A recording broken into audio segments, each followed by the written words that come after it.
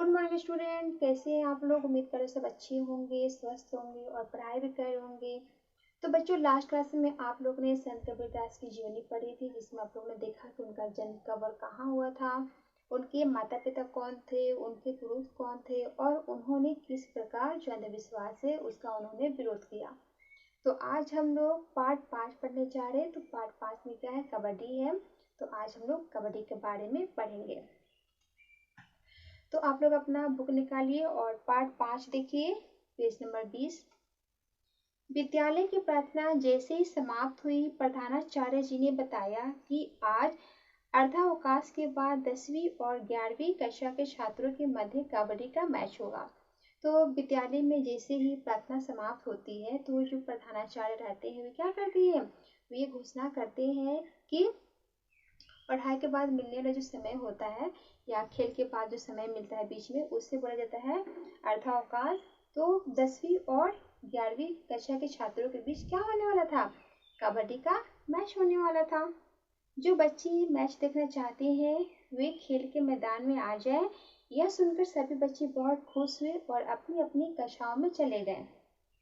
मोहन भी अपनी कक्षा में आ गया। वह कबड्डी के बारे में कुछ नहीं जानता था। तो मोहन जो था उसे कबड्डी के बारे में कोई आइडिया ही नहीं था, वो कुछ नहीं जानता था उसके बारे में। अतः वह समझ नहीं पाया कि प्रधानाचार्य जी ने किस मैच के बारे में कहा था। तभी अध्यापक कक्षा में आए, सभी बच्चे खड़े हो गए। अध्यापक ने सबको बैठने का संकेत किया। सब बच्चे बैठ गए पर मोहन नहीं बैठा। अध्यापक ने उसकी ओर देखा। मोहन, सर मैं कुछ पूछना चाहता हूँ। तो सभी बच्चे बैठ जाते हैं लेकिन मोहन खड़ा रहता है। तो अध्यापक बोलते हैं कि क्यों खड़े हो। तो मोहन क्या बोलता है, सर मैं कुछ पूछना चाहता हूँ। अध्यापक, क्या पूछना चाहते हो। मोहन, कबड्डी का मैच क्या होता है।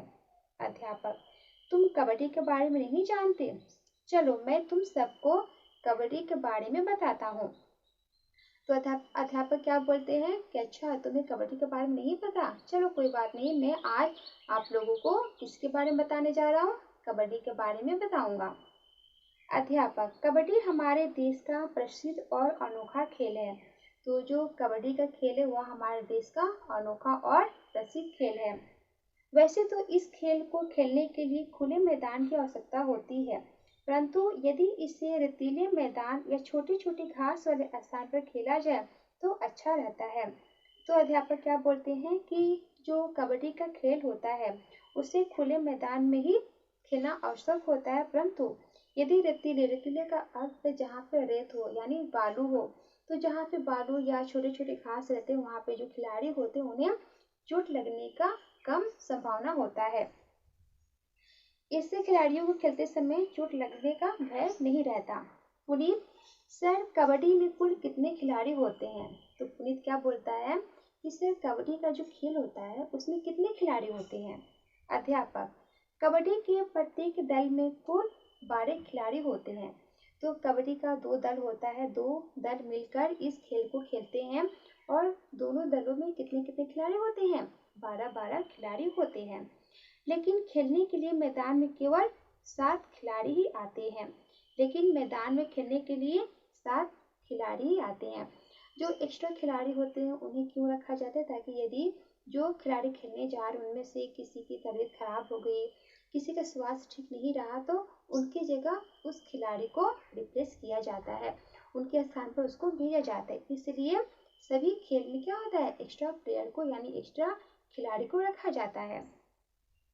तो जो कबड्डी का जो खेल होता है उसमें मुख्य 7-7 खिलाड़ी होते हैं, लेकिन वे 12-12 खिलाड़ी को रखते हैं। मोहन, सर कबड्डी कैसे खेली जाती है, हमें विस्तार से बताइए। तो मोहन क्या बोलता है कि सर कबड्डी के बारे में हमें विस्तार से बताइए। अध्यापक, कबड्डी 2 दलों के मध्य खेली जाती है। कबड्डी का जो खेल होता है उसमें कितने दल होते हैं, 2 दलों के मध्य खेली जाती है। दोनों दलों के खिलाड़ियों को अलग अलग रंग के वस्त्र पहनने होते हैं। कबड्डी खेलने से पहले पाला यानी रेखा निश्चित किया जाता है। उसके पश्चात टॉस किया जाता है। टॉस जीतने वाला दल अपने एक खिलाड़ी को विपक्षी दल के पाले में भेजता है। वह खिलाड़ी उस समय कबड्डी कबड्डी शब्द दोहराता हुआ विपक्षी दल से अधिक खिलाड़ियों को छूने का प्रयत्न करता है। तो कबड्डी आप लोग खेले भी होंगे और जानते भी होंगे कि इसको किस तरह खेला जाता है। विपक्षी दल के खिलाड़ी उसे बचने का प्रयास करते हैं। यदि इस दौरान वो किसी खिलाड़ी को छूकर अपने पाले में वापस आ जाता है तो विपक्षी दल के खिलाड़ी को मारा अर्थात आउट हुआ माना जाता है। राधिका, यदि उस खिलाड़ी को विपक्षी खिलाड़ी पकड़ लेता तो राधिका क्या बोलती है कि जो खिलाड़ी दूसरे दल के पाले में गया था, यदि वे लोग उसे पकड़ लें तब क्या होगा? अध्यापक, तब वह खिलाड़ी आउट हुआ माना जाता है, परंतु यदि वह खिलाड़ी पकड़े जाने पर भी कबड्डी कबड्डी शब्द बोलता हुआ अपने पाले की रेखा को छूने में सफल हो जाता है तो उसको पकड़ने वाले सभी खिलाड़ी आउट मान लिए जाते हैं। लेकिन यह ध्यान रखना पड़ता है कि ऐसा करते समय उसकी सांसें ना टूटे।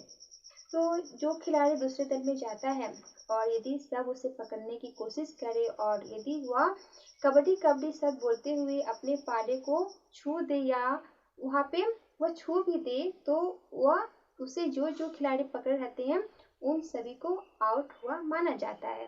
लेकिन उसकी सांसें नहीं टूटनी चाहिए, यानी जो कबड्डी कबड्डी शब्द बोलता है उस खिलाड़ी की यदि सांसें टूट जाए तो वह खिलाड़ी आउट हुआ माना जाएगा। और यदि उसकी सांसें ना टूटे, यदि वो कबड्डी कबड्डी बोलता रहा और अपने पाले में वो आ जाता है या उसे छू देता है तो उसे जितने भी खिलाड़ी पकड़े रहते हैं तो सबको आउट मान लिया जाता है। मोहन, सर ये सांस टूटने का क्या अर्थ है? तो मोहन बोलता है, सर सांस टूटने का क्या अर्थ होता है? अध्यापक, जब एक दल का खिलाड़ी दूसरे दल के पाले में जाता है तो उसे लगातार एक ही सांस में कबड्डी कबड्डी शब्द बोलना पड़ता है। इस दौरान वह दूसरे दल के खिलाड़ियों के द्वारा पकड़ा जा सकता है। पकड़े जाने पर अपने पाले की रेखा को छूते समय भी उसे कबड्डी कबड्डी बोलते रहना पड़ता है। यदि बोलते समय वह अटक कर या रुक कर सांस ले लेता है तो उसकी सांसें टूटी हुई मानी जाती है और वह आउट माना जाता है।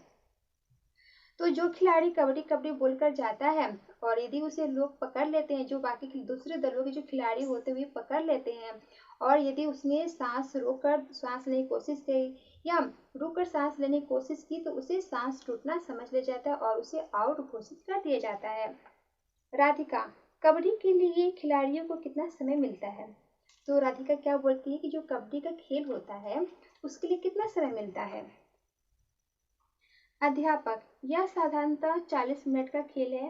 तो जो कबड्डी का खेल है उसमें कितना समय लगता है? 40 मिनट का वो खेल होता है। एक खिलाड़ी को आउट करने का एक अंक मिलता है।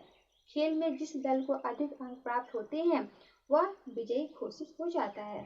तो जैसे आप लोग जानते हैं कि जब दो दलों के मध्य कोई खेल होता है तो जिस दल को ज़्यादा अंक मिलते हैं उन्हें विजयी घोषित कर दिया जाता है। मोहन, कबड्डी खिलाड़ी में कौन कौन से गुण होने चाहिए? तो मोहन क्या प्रश्न करता है कि जो कबड्डी के खिलाड़ी होते हैं उनमें क्या क्या गुण होना चाहिए? अध्यापक, कबड्डी खेलने के लिए खिलाड़ी का स्वास्थ्य होना बहुत जरूरी है, क्योंकि कोई भी खिलाड़ी चाहे वो क्रिकेट का हो या कबड्डी का हो तो उन्हें सबसे पहले स्वस्थ होना बहुत जरूरी होता है, इसलिए वे अपने फिटनेस पर ध्यान देते हैं। इसके साथ साथ खिलाड़ी चुस्त और फुर्तीला होना चाहिए तथा उसके फेफड़े भी मजबूत होनी चाहिए। कबड्डी के जो खिलाड़ी होते हैं तो उनके जो फेफड़े हैं वे मजबूत होने चाहिए। पुनीत, सर मजबूत फेफड़ों का कबड्डी से क्या संबंध है? तो पुनीत क्या बोलता है, सर जो आप बोल रहे हैं कि फेफड़ों को मजबूत होना चाहिए तो मजबूत फेफड़ों से कबड्डी का क्या संबंध है? अध्यापक, मजबूत फेफड़ों और कबड्डी का आपस में घनिष्ठ संबंध है, क्योंकि कबड्डी कबड्डी शब्द बोलने के लिए हमें पहले से अपने फेफड़ों में अधिक हवा भरनी होती है। यदि फेफड़े कमजोर होंगे तो सांस अटकने के कारण खिलाड़ी खेल से बाहर हो जाएगा।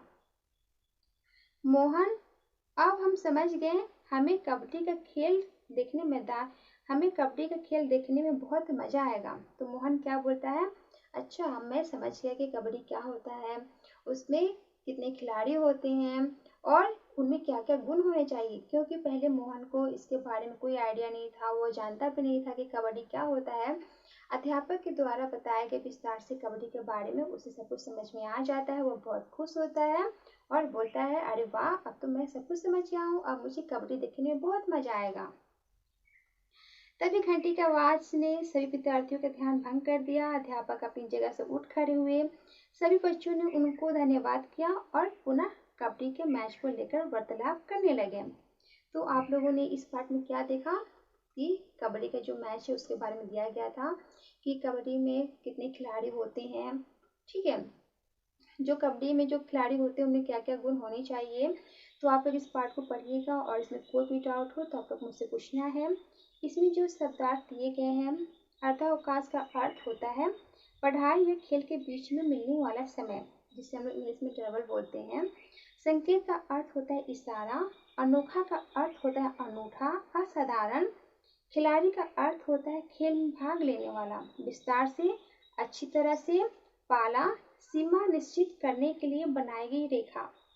टॉस, सिक्का उछालना, विपक्षी, खेल के दौरान दूसरा पक्ष। आउट, खेल से बाहर। घोषित, जिसकी घोषणा की जाए। स्वस्थ, हृष्ट-पुष्ट, फुर्तीला, तेज, चुस्त, घनिष्ठ, गहरा। वार्तालाप, बातचीत। तो आप लोग इस शब्दार्थ को अच्छे से याद कीजिएगा और जो पाठ है उसे ध्यान से पढ़िएगा। इसमें कोई भी आपको दिक्कत हो तो आप लोग मुझसे पूछना है। उम्मीद करती हूँ कि पार्ट 5 में जो कबड्डी दिया गया है वह पार्ट आप लोग को समझ में आया होगा।